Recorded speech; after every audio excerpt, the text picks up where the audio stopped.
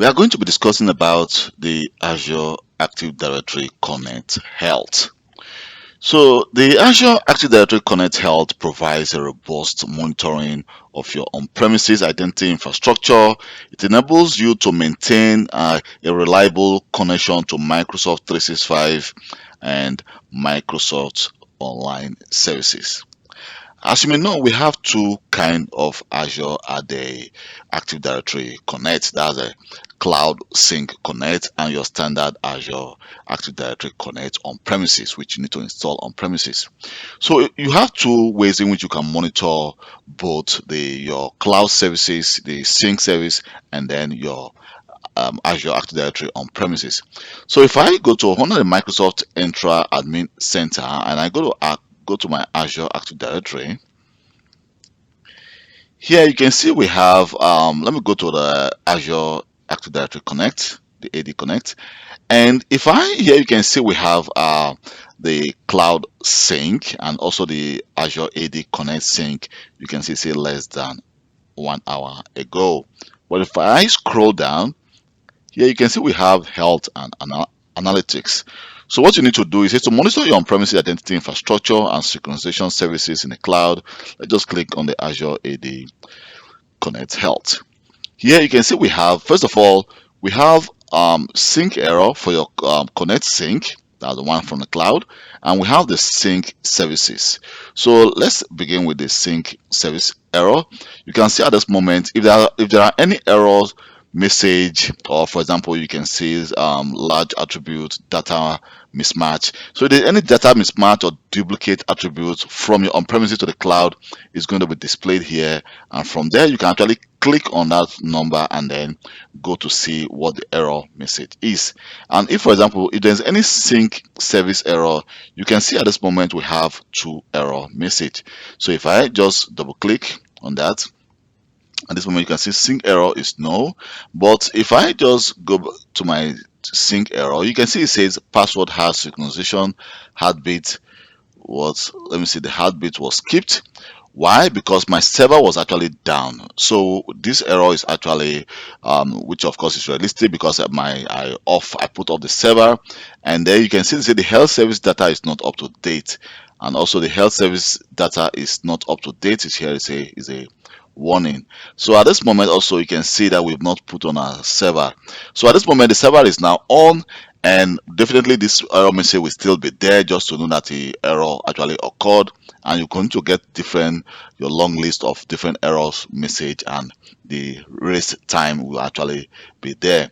But if let me just go back again to my Azure AD Connect, and then let's go back again to sync. So to actually monitor your Active Directory domain service, that's the Azure AD Connect on premises, what you need to do, you need to actually download the Azure AD Connect Health agent, which need to be installed on your Windows server.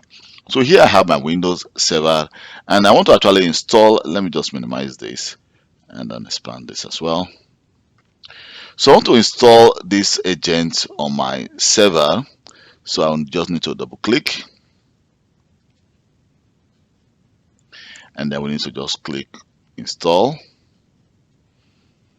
and I'm going to allow the permission, but this is actually in Dutch. It says it's actually busy with the installation. So let's just wait for some minutes for the installation to get complete. So the installation is actually done. So we need to actually configure our health agent. So let me just click configure now. So as you can see, it's going to bring up the command prompt and then open PowerShell script. It's trying to connect to the Azure Active Directory in the cloud. So now I need to enter my email address. And mind you, you need to have the global, you need to enter your global email address from the cloud. So let me just enter the following. Then hit enter. Then I'm going to enter my password. Just hit enter.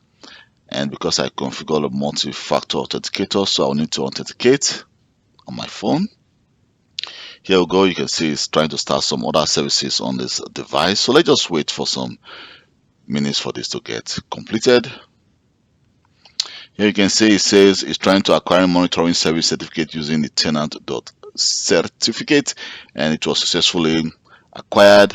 And it's also trying to start some agent on the device, and here you can see it says started agents service successfully.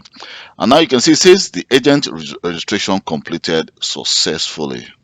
So what we need to do right now is, let me just close this PowerShell, and then we need to go back again to the cloud.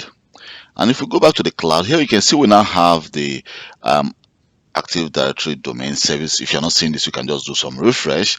So let me just click on that. And you can see it says it's active, and there's active alert is at the moment is 0, and the status is healthy.